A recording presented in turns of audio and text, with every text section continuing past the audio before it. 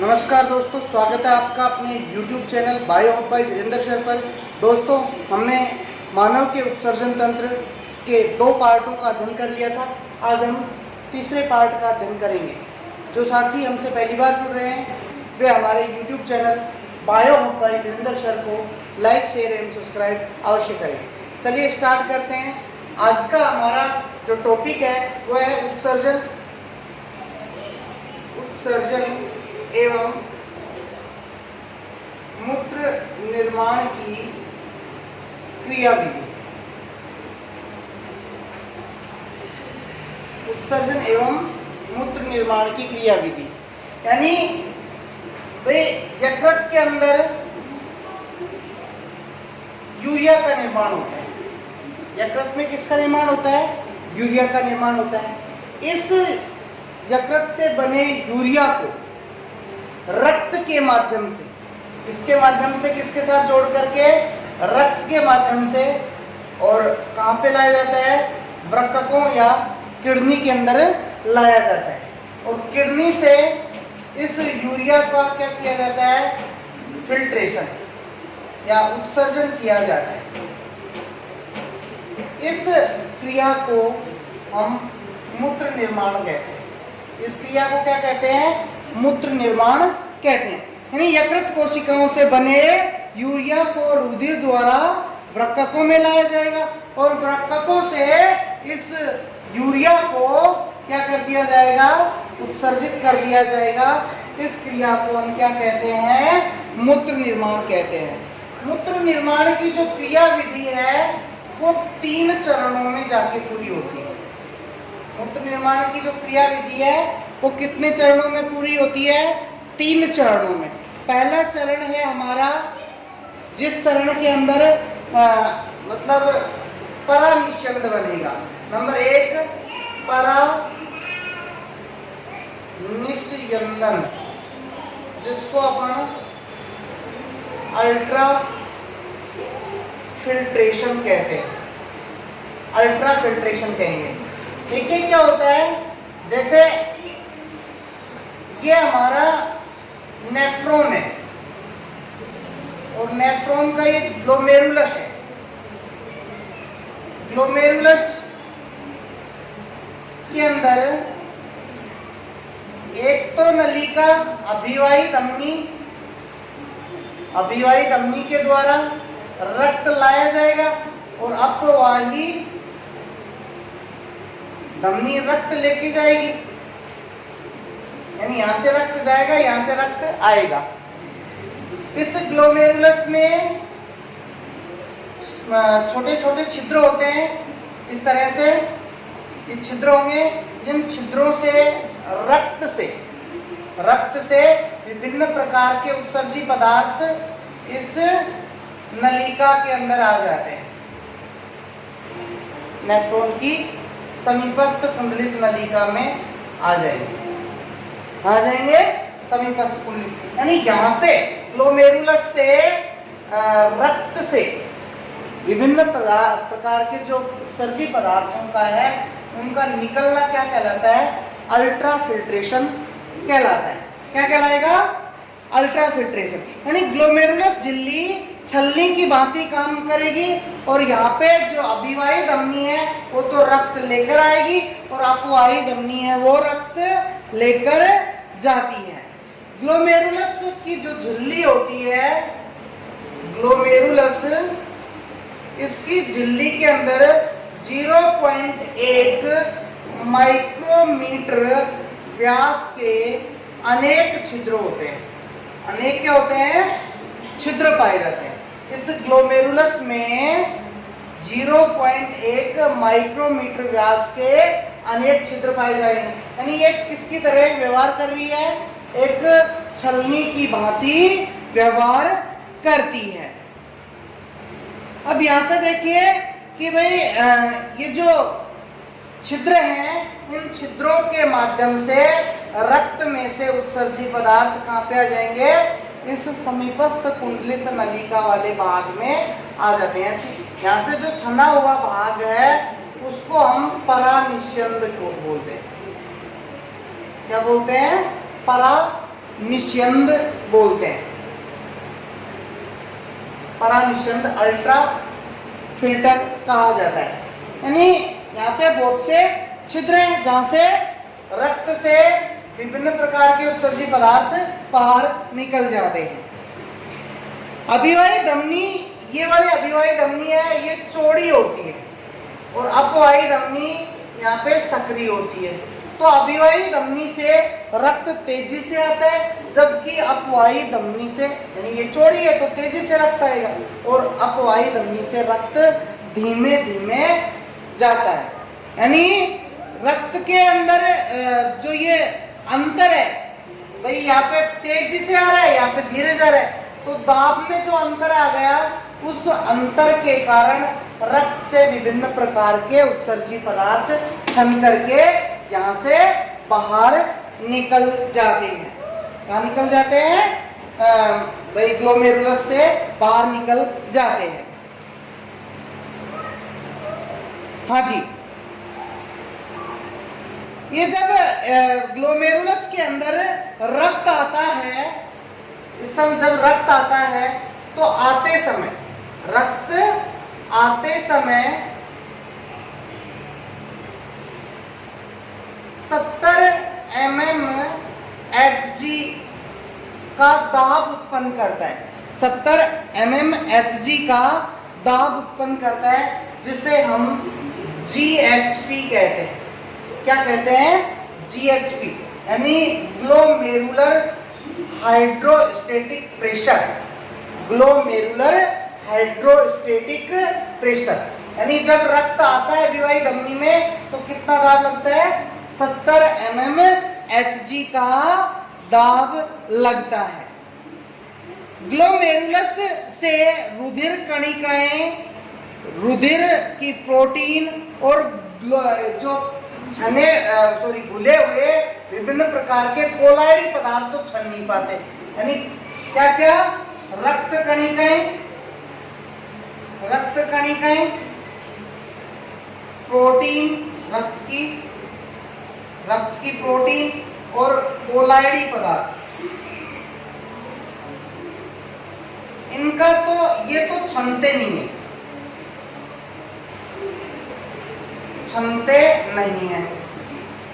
ये तो छनते नहीं है। और बाकी अन्य पदार्थ हैं वो इन छिद्रों से छन करके बाहर निकल जाते हैं, इन छिद्रों से बाहर निकल जाएंगे। अब क्या होता है? कोलाइडी पदार्थों में के द्वारा एक विपरीत, अगर कोलाइडी पदार्थ नहीं छन रहे तो एक विपरीत दाब उत्पन्न किया जाता है। कितना? 30 mm Hg का। इसको मैं माइनस से लिख रहा हूं, 30 mm Hg, यानी ये माइनस विपरीत दाब उत्पन्न हो रहा है, जिस दाब को हम रक्त कोलाइडी परासरणी दाब,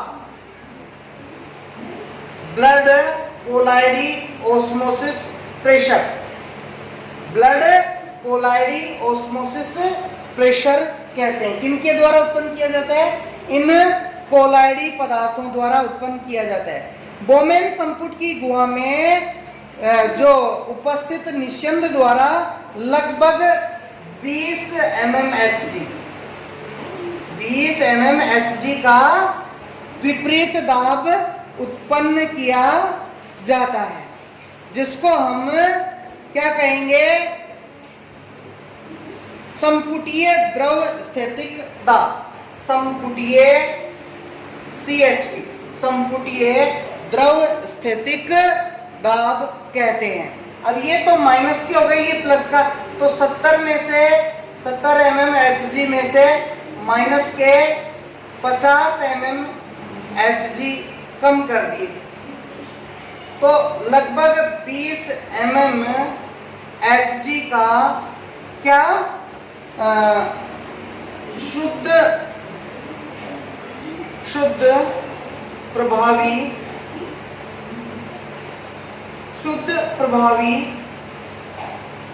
निस्यंद दाब, शुद्ध प्रभावी निस्यंद दाब लगता है।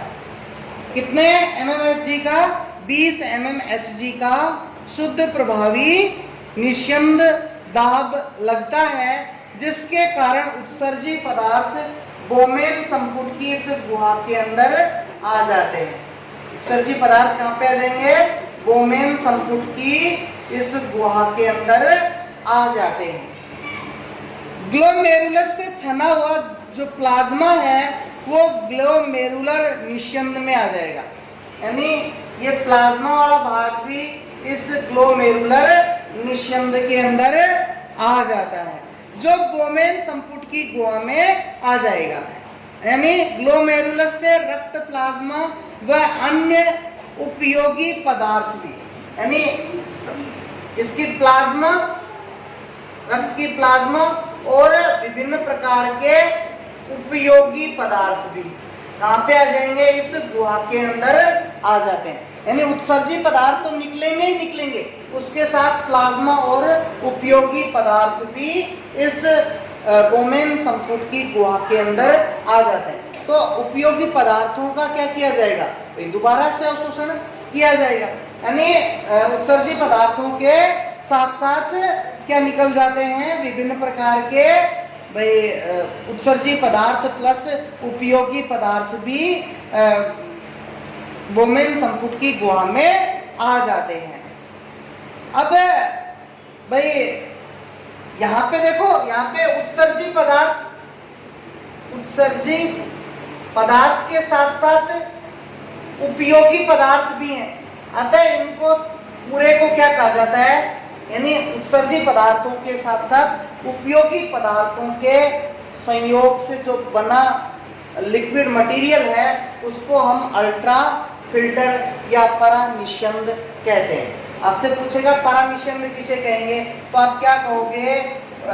ग्लोमेरुलस की के जो छिद्र हैं उन छिद्रों के माध्यम से उत्सर्जी पदार्थों के साथ साथ उपयोगी पदार्थ भी बोमेन संपुट की गुहा में आ जाते हैं, जिन्हें सम्मिलित रूप से, यानी उपयोगी और उत्सर्जी दोनों पदार्थों को सम्मिलित रूप से परानिस्यंद कहा जाता है।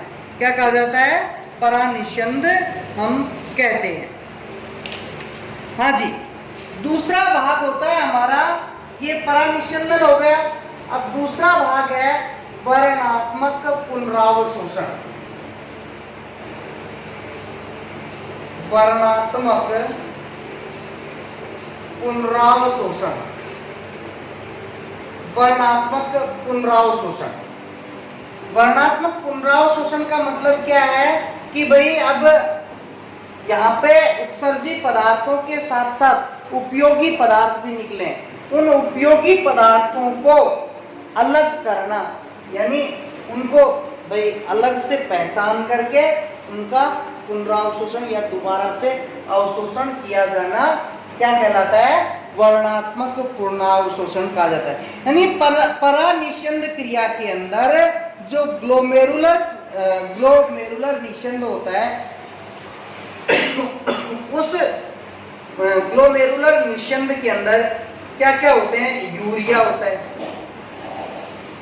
यूरिक अम्ल होता है, क्रिएटिनिन होता है। ये तो क्या है? उत्सर्जी पदार्थ। क्या है ये? उत्सर्जी पदार्थ। ग्लोमेरुलर निस्यंद में यूरिया, यूरिक अम्ल, क्रिएटिनिन, इसके साथ साथ ये तो उत्सर्जी पदार्थ हो गए, इसके साथ साथ विभिन्न प्रकार के उपयोगी पदार्थ जैसे ग्लूकोज, अमीनो अम्ल, वसीय अम्ल, विटामिन, जल, लवण जैसे उपयोगी पदार्थ भी होते हैं, उपयोगी पदार्थ भी पाए जाते हैं। ये क्या है? हमारे उस परानिस्यंद में उपयोगी पदार्थ, यानी इनको तो बाहर निकालना ही निकालना है अपने को। उसके साथ साथ में ये भी पदार्थ उस परानिस्यंद में मौजूद होते हैं। अब इन पदार्थों का वापस से क्या होता है, अवशोषण होता है, जिसे हम वर्णात्मक पुनरावशोषण कहते हैं।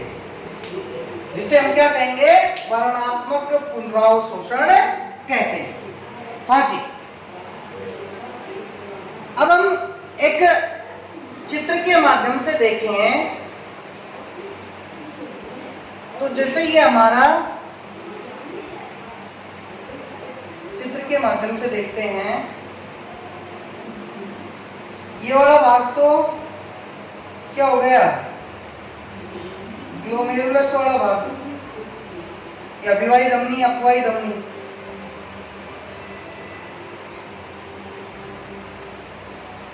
ये हमारी समीपस्थ कुंडलित नलिका हो गई। ये वाला भाग क्या हो गया, हैनले का लूप हो गया। ये दूरस्थ कुंडलित नलिका हो गई, और ये हमारी संग्राहक नलिका हो गई।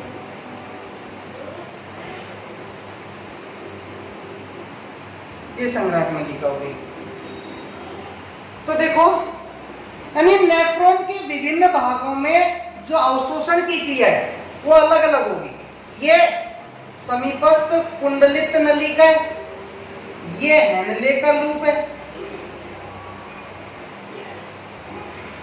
ये दूरस्थ कुंडलित नलिका है, और इसको हम संग्राहक नलिका कहते हैं। हाँ जी, अब देखें, यानी ये जो नेफ्रॉन वाला डायग्राम है, इस नेफ्रॉन वाले डायग्राम में जो पुनरावशोषण है वो अलग अलग भाग पे या अलग अलग जगह पे अलग अलग तरीके से पुनरावशोषण की क्रिया होती है, या अलग अलग जगह पे अलग अलग पदार्थों का पुनरावशोषण होता है। सबसे पहले देखेंगे समीपस्थ कुंडलित नलिका, यानी समीपस्थ कुंडलित नलिका में किन किन पदार्थों का पुनरावशोषण होगा। यहां से छना हुआ भाग सबसे पहले कहां पे आता है, समीपस्थ कुंडलित नलिका में आता है। यानी समीपस्थ कुंडलित नलिका की आंतरिक जो भित्ति है, इसके ऊपर अनेक क्या पाए जाते हैं, रसांकुर पाए जाते हैं। क्या पाए जा रहे हैं, रसांकुर पाए जा रहे हैं। ये रसांकुर क्या करते हैं, जो हमारा क्षेत्रफल है, अवशोषण का जो क्षेत्रफल है, उस क्षेत्रफल को बढ़ा देते हैं। यानी पुनरावशोषण का जो क्षेत्रफल है, उस क्षेत्रफल को बढ़ा, कितने गुणा तक, 20 गुणा तक बढ़ा देते हैं। कितना बढ़ा देते हैं, 20 गुणा तक बढ़ा देते हैं। यानी ग्लोमेरुलर निस्यंद में से अधिकांश जो लाभदायक हैं, अधिकांश लाभदायक पदार्थों का पुनरावशोषण कहां पे होता है, समीपस्थ कुंडलित नलिका में ही होता है। यानी ग्लोमेरुलर निस्यंद से अधिकांश लाभदायक पदार्थों का पुनरावशोषण समीपस्थ कुंडलित नलिका में ही हो जाता है। यहां से पुनरावशोषित जो पदार्थ हैं वो क्या क्या है, ग्लूकोज, यानी इस भाग में किस किस का होगा, ग्लूकोज का, अमीनो अम्ल, विटामिन, अकार्बनिक पदार्थ जैसे कैल्शियम, सोडियम, पोटेशियम। कार्बनिक पदार्थ जैसे कैल्शियम, सोडियम, पोटेशियम, इनका जो पुनरावशोषण की क्रिया है वो इसी समीपस्थ कुंडलित नलिका वाले भाग में हो जाती है। इसके लिए भाई इस तरह से यहाँ पे पुनरावशोषण के लिए सक्रिय अभिगमन द्वारा रुधिर में पहुंचा दिए जाएंगे। यहाँ से पुनरावशोषण होगा और सक्रिय अभिगमन द्वारा ये वाली नलिका इस तरह इसके चारों ओर ऐसे लिपटी रहेगी, तो इस नलिका में वापस से ये पहुंचा दिए जाते हैं। इसके लिए एटीपी की आवश्यकता होती है, अतः यहाँ 60 से 80% पदार्थों का पुनरावशोषण हो जाएगा। 60 से लेकर के 80% लाभदायक पदार्थों का पुनरावशोषण। अगर आपसे कोई पूछे कि भाई सर्वाधिक पुनरावशोषण की क्रिया कहाँ पे होती है, तो आप क्या कहोगे? समीपस्थ कुंडलित नलिका में, क्योंकि समीपस्थ कुंडलित नलिका वाले भाग में ग्लूकोज, अमीनो अम्ल, विटामिन, अकार्बनिक पदार्थ जैसे 60 से 80% जो लाभदायक पदार्थ हैं उनका पुनरावशोषण समीपस्थ कुंडलित नलिका में ही हो जाता है। यानी वृक्क द्वारा पदार्थों का जो पुनरावशोषण की क्रिया है वो उनके देहली मान पे निर्भर करती है। किसके ऊपर है? देहली मान के ऊपर निर्भर करती है।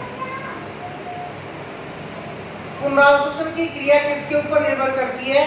देहली मान पर। ये देहली मान क्या होता है? यानी वृक्क का जो देहली मान है वो किसी पदार्थ की रुधिर में अधिकतम सांद्रता को प्रदर्शित करता है। रुधिर में पदार्थ की अधिकतम सांद्रता को हम क्या कहते हैं? देहली मान कहते हैं। यानी किसी पदार्थ का देहली मान क्या होगा कि वो पदार्थ रुधिर में कितनी अधिक मात्रा में मौजूद है। जो अधिक मात्रा में मौजूद होगा उसका देहली मान भी अधिक होगा, और जो कम मात्रा में मौजूद होगा उसका देहली मान भी कम होता है।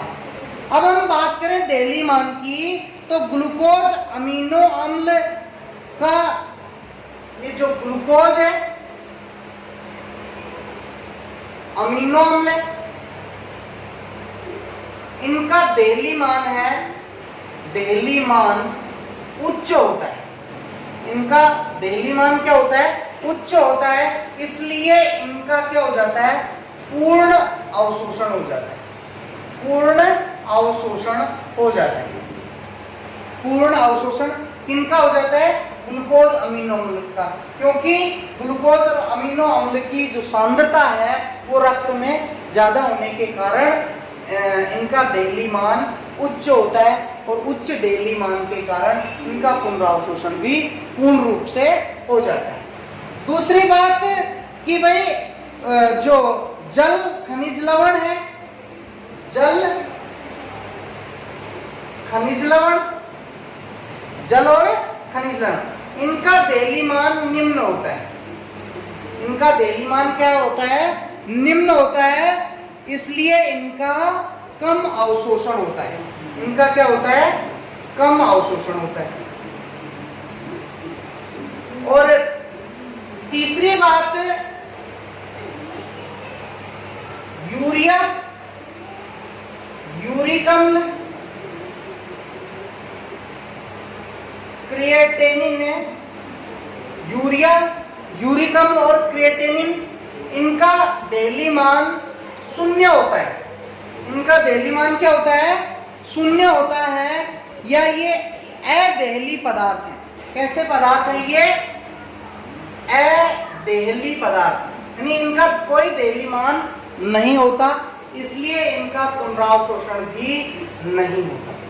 यानी यहाँ पे जो चला गया उनमें से उच्च देहली मानों का पूर्ण अवशोषण, निम्न देहली मान वाले पदार्थों का कम अवशोषण, और अदेहली पदार्थों का अवशोषण एक बिल्कुल नहीं होता है। हाँ जी, ये क्रिया तो हो गई कहाँ पे? समीपस्थ कुंडलित नलिका में। अब समीपस्थ कुंडलित नलिका के बाद किसका नंबर आता है? हैनले के लूप का। तो अब सेकंड अपना पार्ट आ जाएगा हैनले के लूप में पुनरावशोषण। एक बार मैं दोबारा से इसको रिपीट कर देता हूँ। समीपस्थ कुंडलित नलिका में अधिकांश लाभदायक पदार्थों का पुनरावशोषण हो जाता है। जो ग्लोमेरुलर निस्यंद होता है उसमें ग्लूकोज, अमीनो अम्ल, विटामिन, अकार्बनिक पदार्थ जैसे कैल्शियम, सोडियम, पोटेशियम जैसे लाभदायक पदार्थ भी मौजूद होते हैं। अब इन लाभदायक पदार्थों में से पुनरावशोषण की क्रिया है उनके देहली मान पे निर्भर करती है। देहली मान डिपेंड करता है रक्त में उस पदार्थ की सांद्रता कितनी है। अब सांद्रता के आधार पे ग्लूकोज अमीनो अम्ल वो है, उनका दहली मान उच्च होता है, यानी ये उच्च दहली पदार्थ हैं, इसलिए इनका पूर्ण अवशोषण हो जाता है। इसके अलावा जल खनिज लवण है, इनका दहली मान निम्न होता है, इसलिए इनका कम अवशोषण होता है। यूरिया, यूरिक अम्ल और क्रिएटिनिन अदहली पदार्थ हैं, अतः इनका अवशोषण बिल्कुल नहीं होता है, यानी ये पुनरावशोषित नहीं होते हैं। दूसरा अब हम पढ़ेंगे हेनले के लूप में पुनरावशोषण।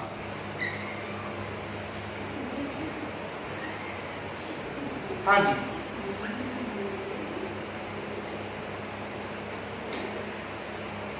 दूसरा हमारा आ जाएगा हेनले के लूप में पुनरावशोषण। हाँ भाई, हेनले के लूप की दो भुजाएं हैं, एक तो ये जिसको हम अवरोही भुजा कहेंगे और एक ये जिसको आरोही, क्या कहा जाएगा, आरोही भुजा।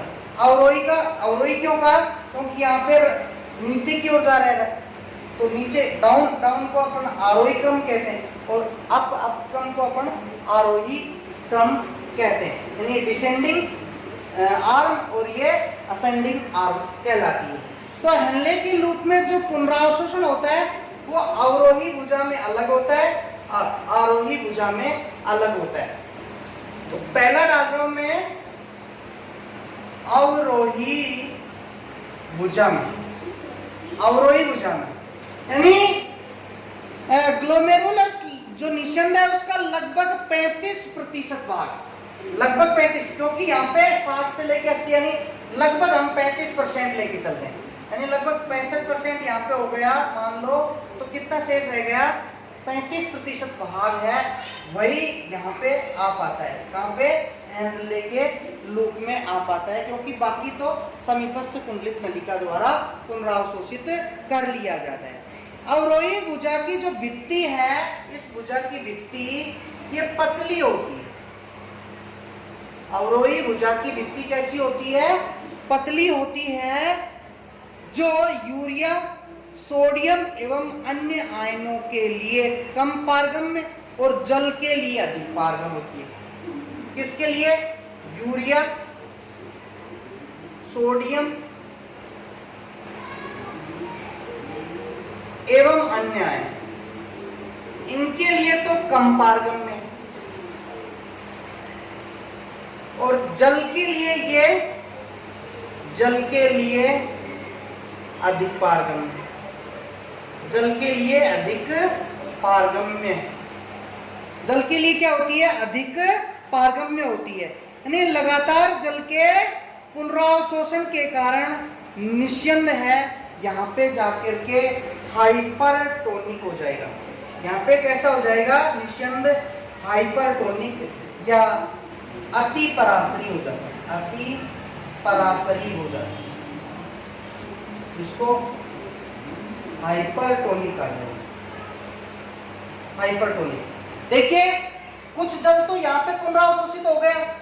अब ये वाले हेनले के लूप की अवरोही भुजा है, इसकी भित्ति पतली है और ये भित्ति यूरिया, सोडियम और अन्य आयनों के लिए तो कम पारगम्य है और जल के लिए अधिक पारगम्य है। तो यहाँ से जल ज्यादा अवशोषित होगा और ज्यादा अवशोषित हो जाएगा तो क्या शेष रह जाएगा, यूरिया, सोडियम और अन्य आयन रह जाएंगे। इस कारण से जो सॉल्यूशन है यहाँ का, जो इसमें मटेरियल है परानिस्यंद, जो ग्लोमेरुलर निस्यंद है, वो कैसा बन जाएगा, हाइपरटोनिक, यानी जैसे जैसे जल की कमी होती है सॉल्यूशन हाइपरटोनिक बनता है और जैसे जैसे जल की मात्रा बढ़ती है सॉल्यूशन हाइपोटोनिक बनता चला जाता है। ठीक है, तो यहाँ पे सॉल्यूशन ये परानिस्यंद है वो कैसा हो गया, हाइपरटोनिक हो जाता है। अब दूसरी बात करें, सेकेंड अपन आरोही भुजा में, आरोही भुजा में, और ये आरोही भुजा कहाँ है, ये आरोही भुजा है। तो आरोही भुजा में पुनरावशोषण कैसे होगा, यानी आरोही भुजा में निस्यंद पहले महीन खंडों से गुजरता है। इसकी भित्ति सोडियम कैल्शियम जैसे अकार्बनिक लवणों के लिए पारगम्य है। यहाँ के ये महीन खंडों से गुजरेगा, पहले मिश्रण महीन खंडों से। तो इसकी जो भित्ति है, ये भित्ति सोडियम कैल्शियम जैसे आयनों के लिए अधिक पारगम्य है, अधिक पारगम्य। किसकी? आरोही भुजा की अधिक पारगम्य होती है और जल के लिए कम पारगम्य होती है। जल के लिए क्या होती है? कम पारगम्य या अपारगम्य होती है। जल के लिए अपारगम्य, जल के लिए अपारगम्य। देख रहे हैं, यहाँ की तो जल के लिए पारगम्य, यहाँ की जल के लिए अपारगम्य। तो यहाँ से क्या होगा? क्या निकल जाएंगे? सोडियम कैल्शियम जैसे आयन यहाँ पे निकल जाएंगे, सोडियम कैल्शियम जैसे आयन यहाँ निकल जाएंगे। तो सोडियम कैल्शियम जैसे आयन निकल जाएंगे तो फिर से सॉल्यूशन कैसा बन जाता है? आइसोटोनिक बन जाता है। यानी ये निकल जाएंगे तो सॉल्यूशन यहाँ पे कैसा बन जाएगा? समपरासरी हो जाएगा, समपरासरी हो जाता है। इसको अपन आइसोटोनिक कहेंगे। सॉल्यूशन यहाँ से भाई ये निकल गए तो यानी निश्चंद जो बच गया वो वापस से कैसा बन गया? आइसोटोनिक बन जाता है। आरोही भुजा के मोटे खंड की भित्ति, अब ये आगे का मोटा खंड है, ये पतला खंड है, ये मोटा खंड है। इस मोटे खंड की भित्ति है वो किसके लिए? जल, यूरिया। ये मोटे खंड की भित्ति यहां पे कर देता हूं मैं। जल, यूरिया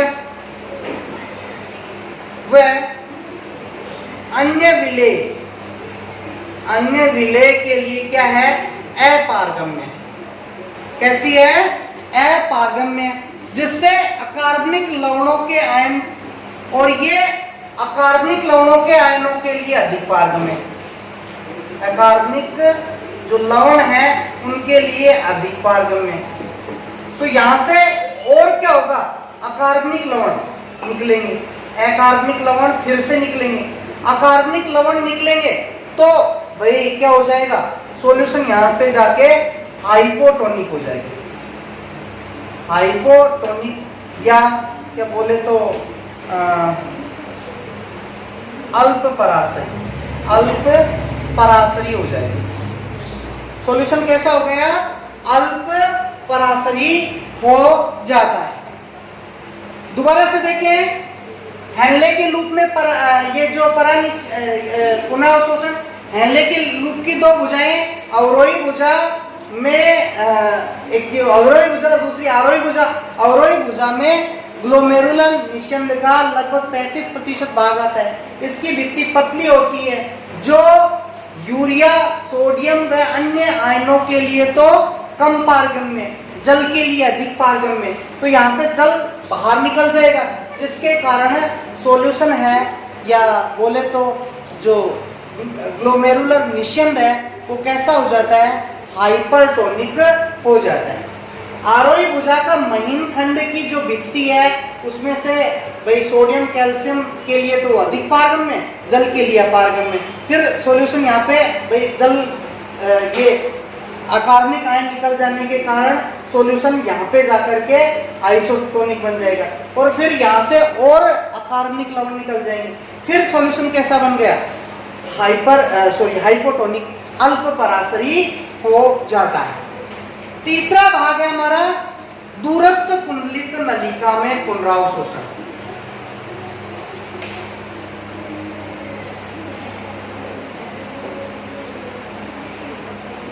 यानी इस भाग के अंदर ये दूरस्थ कुंडलित नलिका है।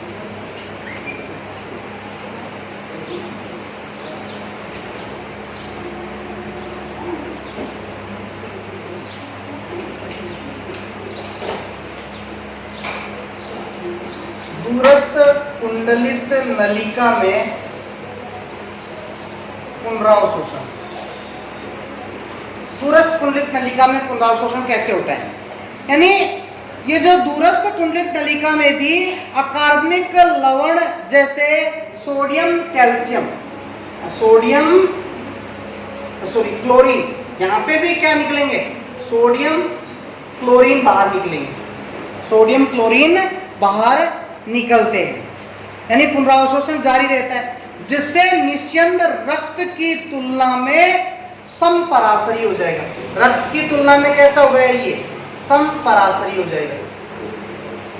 किसकी तुलना में, रक्त की तुलना में, यानी यहां से सोडियम कैल्शियम और भी निकल जाएंगे। सोडियम कैल्शियम जैसे आयनों, कार्बनिक आयनों के निकल जाने के कारण जो भाई ये था सॉल्यूशन, वो और भी हाइपोटोनिक बन जाता है, यानी रक्त की तुलना में जो वो निस्यंद है वो कैसा होता है, समपराशरी हो जाता है। हाँ जी, अब क्या होगा, जिससे भाई ये समपराशरी हो जाएगा, इस कारण यहाँ पे जल का लगभग 19% भाग पुनरावशोषित हो जाएगा। यहाँ पे क्या होगा, जल का 19% भाग पुनः अवशोषित हो जाएगा, यानी यहाँ पे जल का भी पुनरावशोषण होगा। जल का भी क्या होता है, यहाँ पे पुनरावशोषण होता है। हाँ जी, नेक्स्ट है हमारा संग्राहक नलिका में पुनरावशोषण। संग्राहक नलिका में पुनरावशोषण,